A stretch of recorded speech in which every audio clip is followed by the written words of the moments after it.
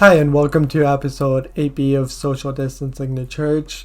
Again, this is the second part of my interview with Cory, the online pastor of FAC in Calgary.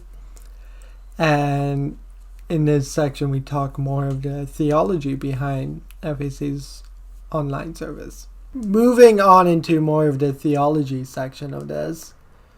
As an online pastor, how have you been building an online church, and how would you define an online church? I just took what we were doing here at FAC, building lives that honor God, all for Jesus, connect, grow, serve, share. So I use that kind of framework that's our church here at FAC. We would say someone is thriving if they are connected, if they're growing, if they're serving, if they're sharing.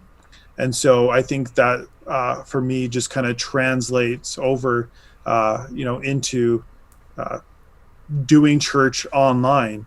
You have community, and it's online, and it's relationships that are online. It's the Great Commandment and Great Commission, all that stuff, happening online. And so I think, for me, just being able to take kind of what we do at FAC in our community and engage with the church online, with people online, with the community, and help disciple people, help them take whatever step in their journey of faith that they're on, to help them with that next step. So I don't know if that answers it enough, or if you're looking for something more. I think it does. Just kind of you're taking the mission statement of FAC and being like, hey, this also works in an online manner, right? It's just kind of moving the mission statement. And that's a smart approach. Well, that's the thing, is like, we don't actually have to recreate anything for our churches to do online ministry. I've seen some really great local churches here, rural churches, just take online ministry. Linden Alliance Church, Drumheller Alliance Church, they're just taking what they have and doing online ministry and connecting with people. They're not First Alliance Church in Calgary, Alberta, mega church, right? They're just pastors who are using what they have and just doing what they can to connect with people online and reach people that they never would have reached.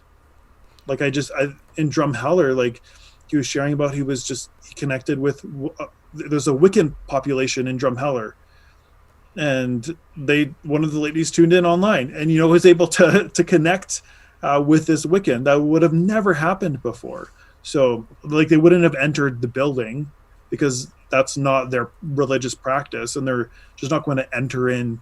So being able to connect in that way is just, it's pretty cool. Being able, how you do church, and then really just thinking through, how does that translate online? So, it helps to have someone who's techie to be able to help make those transitions.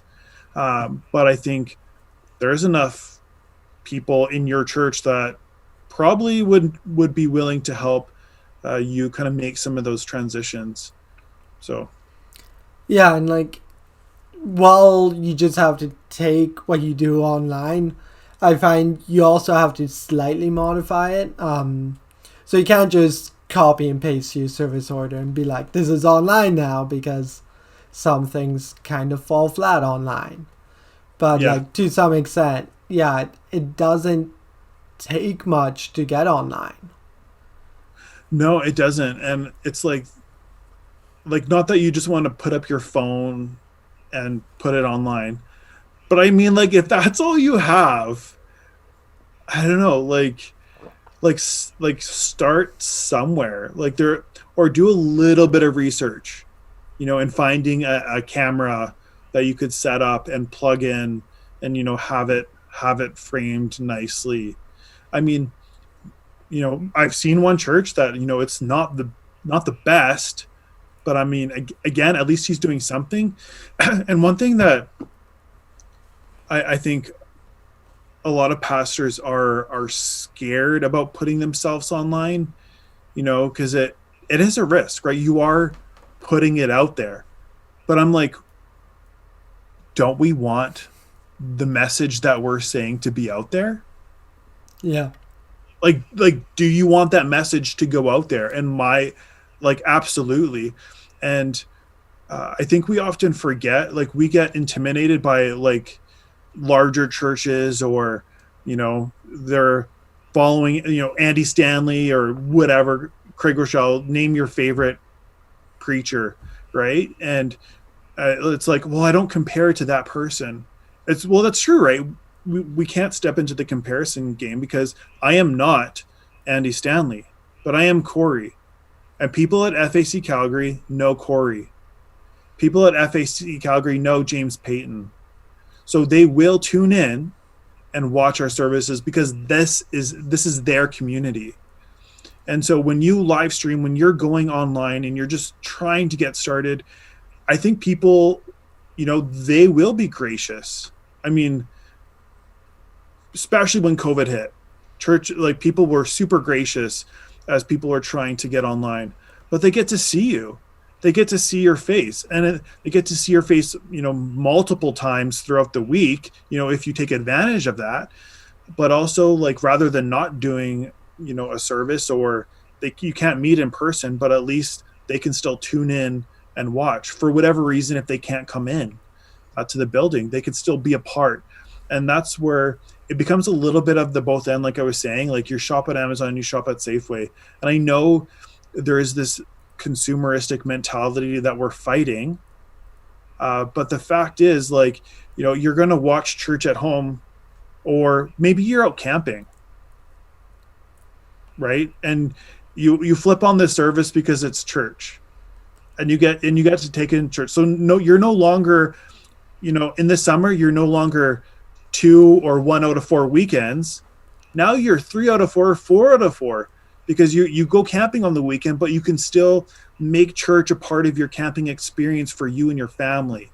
So I think that's kind of just some of the ways in which, online ministry is just, anyone can step into it at their church, kind of wherever they're at. And it's like, you will start seeing fruit for sure. And kind of going on the camping thing, Westgate here, we're on a hybrid service, we're online, we're in person, just because with the restrictions and the size of our building, we can. And there's people who, they camp pretty much every weekend in the summer, and they don't attend normally, but they're like, yeah, I click on the live stream each week, and it's like, this is a person we wouldn't have reached, and it's people who are heavily connected to the church, but they go camping almost the entire summer. Now we're having them in service via our live stream. Right? Yeah, right. There's kind of a lot of churches, it's like, you have the infrastructure set up now. You now need to figure out how can you continue doing it as people start entering the doors again. Yep. Okay, and my next question, how do you approach communion as an online church? Online services are something that FAC plans on continuing doing. So how do you approach online communion as you need a more permanent solution?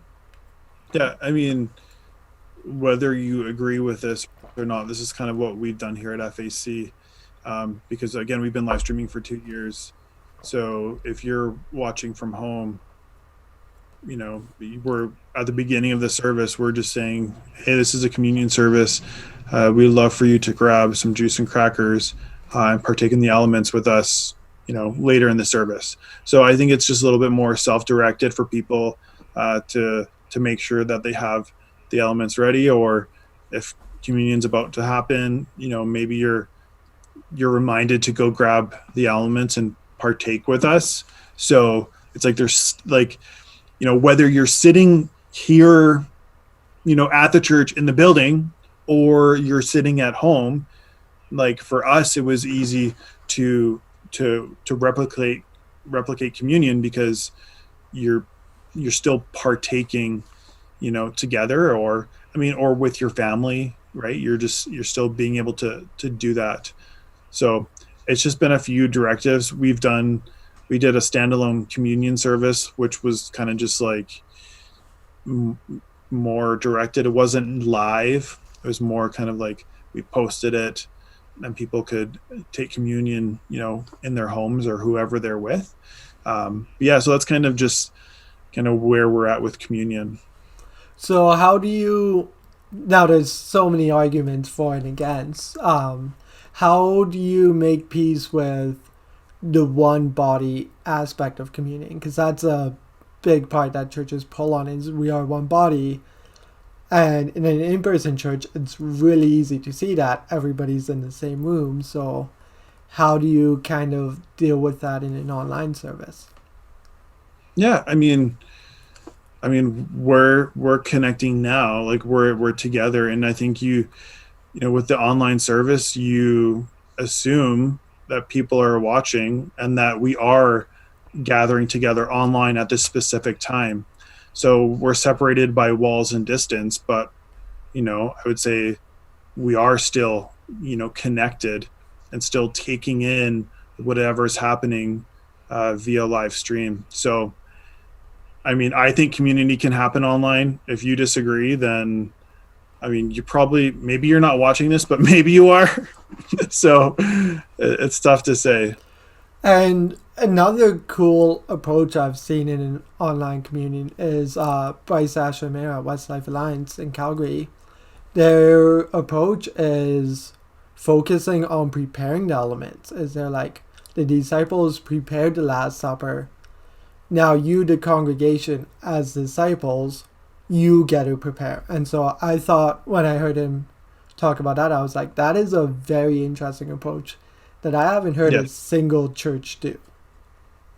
And so I was like, it's been the one approach that's really stuck with me. So I'm like, that's a great idea. And so they send it out like a week in advance and be like, maybe you should break bread from scratch and stuff like that and really make it into something.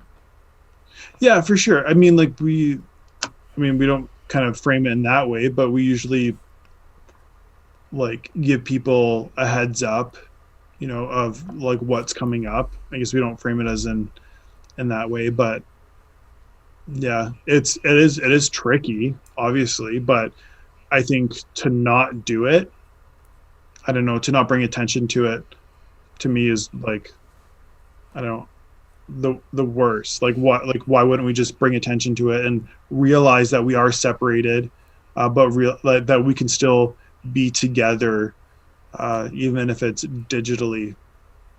Like if you think about Zoom, right? Like you have a small group online and you have people connecting online, or connecting via chat. Like, so there is relationship that's happening, and I would say maybe if you just live stream and you're just like unsure of it, then, but like there's community happening. There is gathering that is happening online on the weekend here at FAC. So I have no problem saying to people, let's do this together. And kind of going off of that, how do you maintain community in an online environment? Because that's a big thing churches are kind of struggling with right now, is community in an online setting. Like churches are trying a virtual foyer and it flops sometimes. So like, how does FAC approach community? Yeah. And like I've already said, like, it's not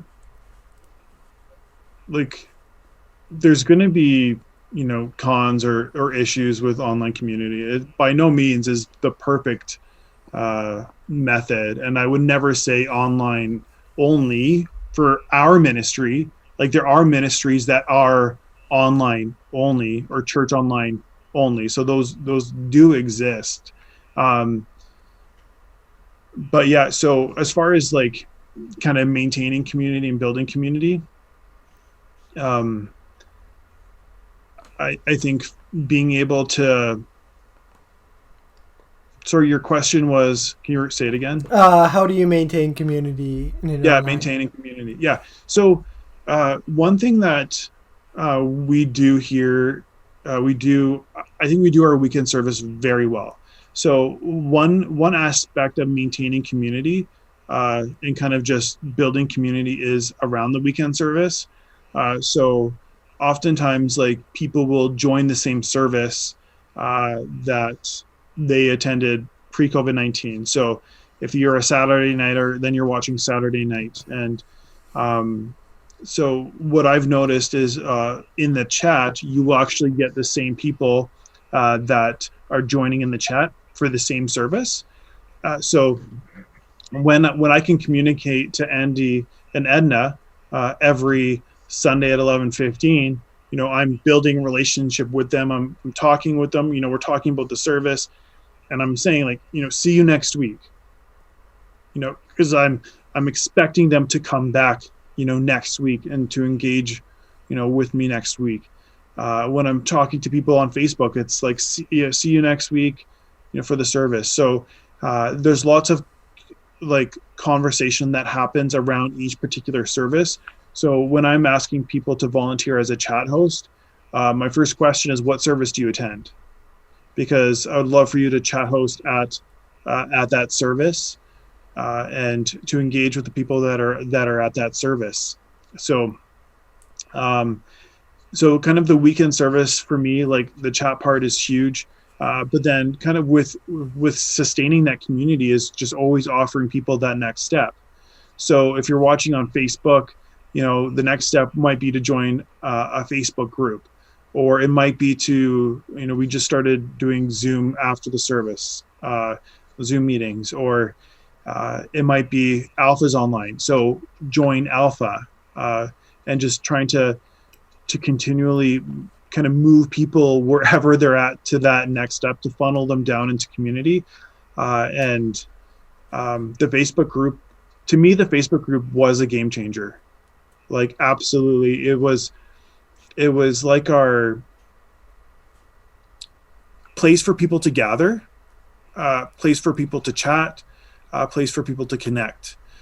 So that for our community of just people being able to share prayer requests, people being able to share, whatever YouTube song that was inspiring to them, whatever article, they've enjoyed reading. And kind of a mixture of just, icebreakers and just, so seeing community develop and engagement happen in the Facebook group as well. I think that was a game changer. In my opinion, I really wish every church had a Facebook group. Not that everyone is on Facebook, but Facebook groups are a thing. Like, we live in the neighborhood of Copperfield, and there's a Copperfield discussion group, right? There's a lot of those neighborhood groups that are formed and that exist on Facebook. And so for churches to utilize a Facebook group is seriously such a simple way to connect with people, to let them know what's going on throughout the week. And it's so easy to populate, like putting links or telling people to join the Facebook group. And then, like, we saw our Facebook group, like, just skyrocket with people joining. So So you mentioned chat hosts. What is that?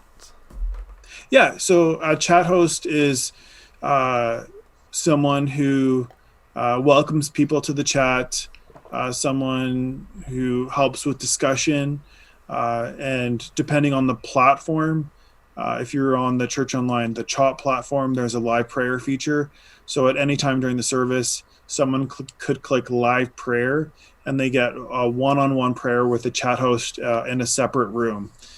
So that person would obviously pray with them with whatever that may be. So that's kind of the main premise of a chat host, is just being, just talking online. Because sometimes, like, and I'll be honest, sometimes, it's mainly me.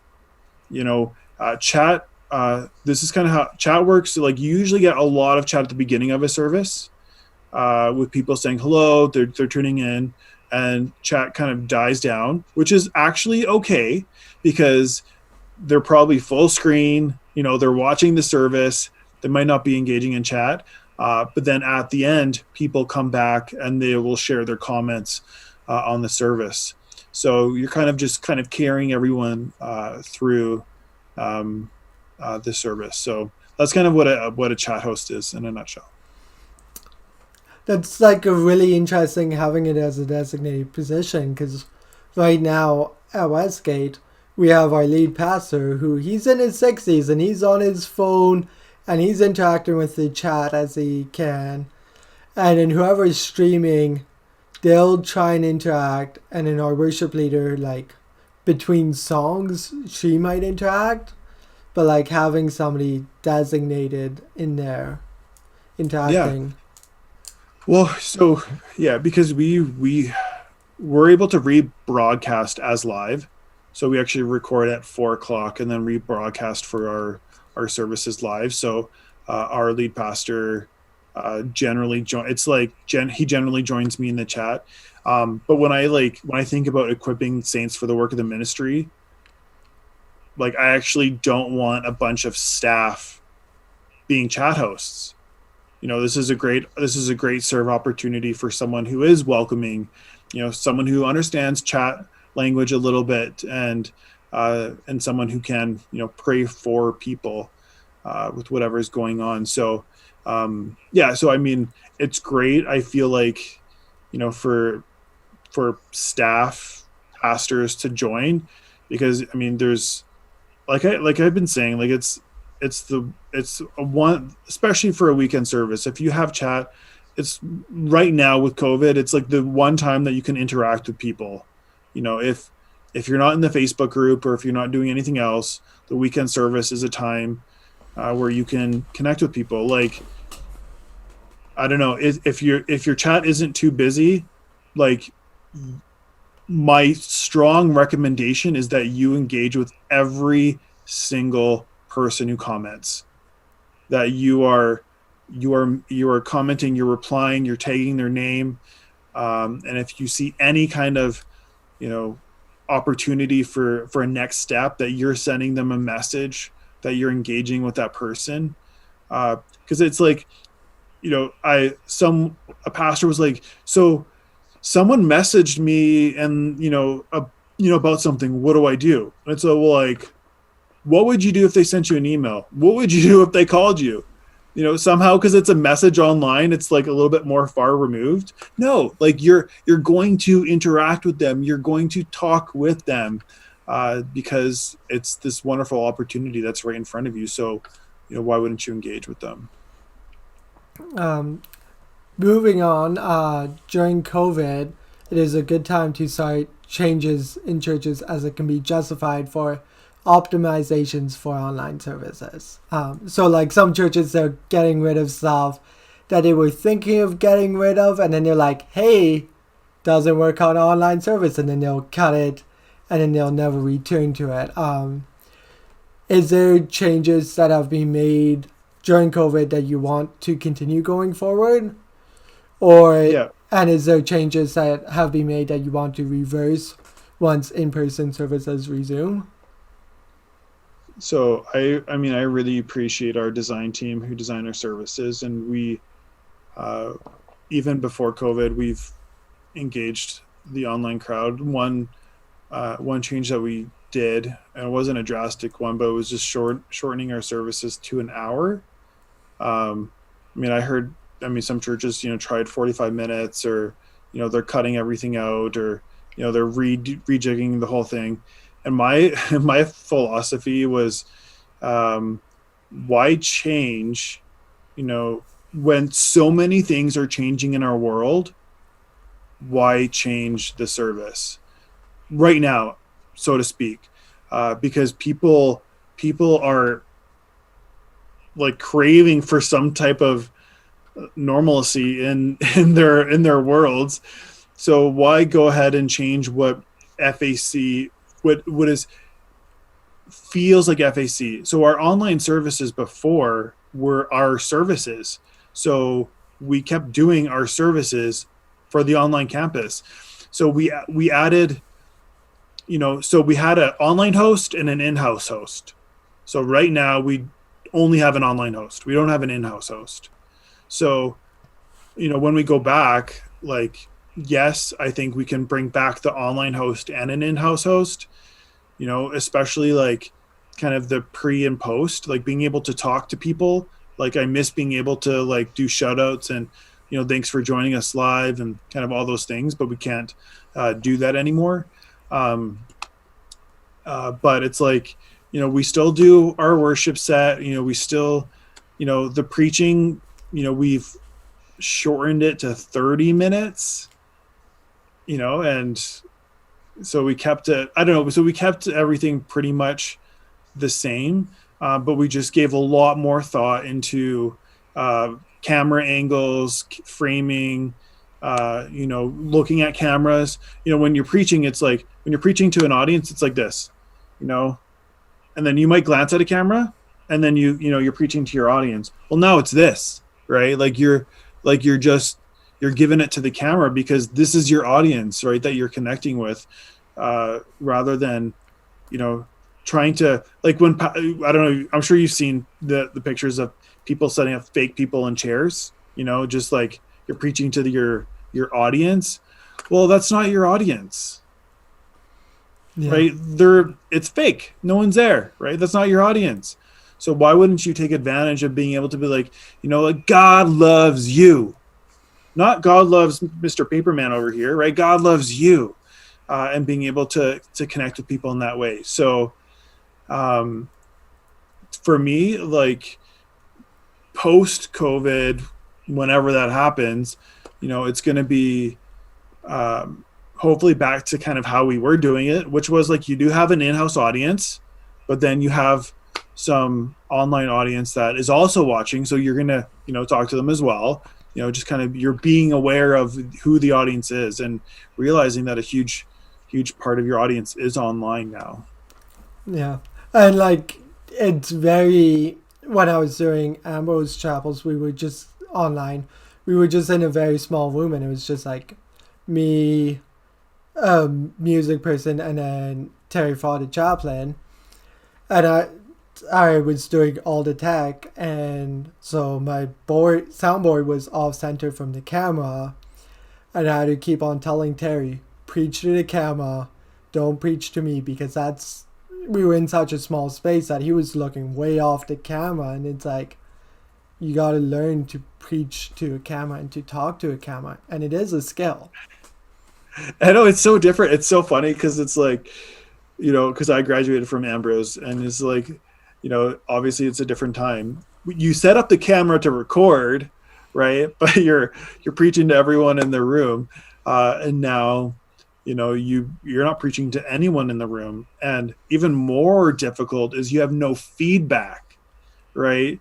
It's dead air, and you maybe have a few people in there that might give a chuckle, but you're giving your heart out, and you're trusting, that God's going to do what he's going to do, that you have put in the work to prepare the message, to deliver it. You put in the effort, and the Holy Spirit's going to do the rest of his work.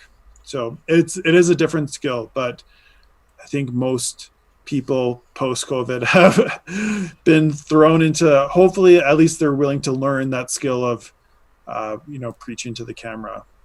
Yeah. Because like even myself, like as I'm recording this, I have to like consciously think, don't look at the screen, look at the camera. Don't be off here staring at my audio monitoring, look at the camera. And it's awkward at first talking to a camera and preaching to a camera. Yeah, it is. We've been recording our small group videos. So we've been doing short 5-minute videos. So, I've been grateful for that. Like I've been in a studio room staring at a camera, preaching to our small groups, so to speak, for 5 minutes to at least get used to lights and cameras and, audio equipment, right? Because it's just like, it's just such a a different world to be a part of. And it's like, even here at FAC, it's just like we definitely feel more like a film studio, right? Of just the recording equipment and just atmosphere with chords and lights, and you're trying to create a video experience. So Yeah. So kind of my last question here is, how is FAC approaching reopening? Because the church is divided, where half of the people want to rush back into the building and get in there as quick as they can be and think the church should have never been closed in the first place. And then there's the other half who think it's way too early and don't want to go in. So how is FAC approaching that tension in reopening? yeah, well, it's not even 50-50. It's 30% of people say they're ready to come back. And of those 30%, those are your committed folk that are ready to come back. And then who knows if the experience is anything that they even want. Maybe you get a better online experience, so you're like, yeah, you know what, this wasn't, yeah, maybe I'm not ready for this. So we're moving forward. Online campus, we are saying that the online campus is still our largest campus, with viewership. So that's going to be, we're still going to continue doing our service, kind of pre-recorded service at 4 o'clock, and then we are going to have a modified service that we are not live streaming for the Deerfoot and Southwest campus. That's going to have some of the same elements, but just modified for restrictions and space and all that kind of stuff. So, and that's all our tentative plan, right? And it's like, I mean, we all know things could change like that, but going forward, until we can kind of get a little bit more of a rhythm, we're kind of splitting them up and doing online campus, our Deerfoot, and then Southwest. So Yeah, it's very much the empty room. Like, I know Ambrose at times, there'll be people who get annoyed because we do our chapel in the gym and there's the chairs in the center and then there's all that empty space, and people are like, it's depressing seeing that empty space and being like, I want this room to be filled. And you think about it, it's going to be much worse when people go into sanctuaries as big as like FACs, where they're used to seeing it filled, and then it's a third. I know it's gonna be like really interesting to see how people respond in that way. I mean, we're gonna do our best to give, obviously the best experience we can for people on the weekend. But I mean, there are churches, and I'm sure you've heard of them, that are choosing not to open until January because they don't feel like they can offer a good, in-house experience. And then you have, I mean, it's just so interesting, the spectrum, right, of churches that literally go right back to normal, kind of not really listening to some of the guidelines, and to churches who are like, wow, we're not meeting again because we just don't feel like we can do it safely. So Yeah, because even Westgate, where the only Alliance Church open in Saskatoon so far, and we even waited a bit so that the restrictions ceased enough that we could get a bigger chunk of our congregation in if they wanted. We didn't want to be like, oh, only half the church can show up, so you have to email the church. That's just awkward. So yeah, Westgate, they waited a bit, and they were still the first Alliance Church in Saskatoon of like, I think there's 4 that is currently open. yeah, And so yeah, we're definitely not the first church to open. I think because of our size, the last thing we want is having a breakout. So we're making sure we can do everything we can. And here in Calgary, they just beginning of August mandated masks inside. So for public spaces, and we're treating our space as public space. So masks will now be mandatory, and I think we have a good space that we can make sure people are socially distanced. But like you said, hey, like it's just how awkward, or how does that feel to be so like separated?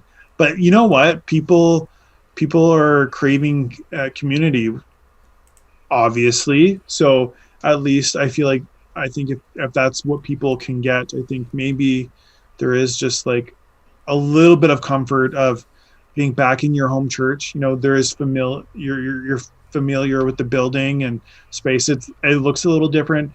Processes are a little bit different, flows different. But just like being able to visually see people, I think will be just a huge win for the people that do feel safe and ready to come back. Okay. That's all I have prepared. Is there anything else you want to add on as a closing statement or anything? No, I just think, here as the church, we have an opportunity to go into all the world. This is what online ministry is about. It's about spreading the message, the hope, the good news of Jesus, the peace that he brings to the world. So like let's do this. Like let's get in there and let's try things and fail, but let's keep on doing his kingdom work, and let's get the word out there. So it's my closing thought. Okay, thank you for joining me, Cory.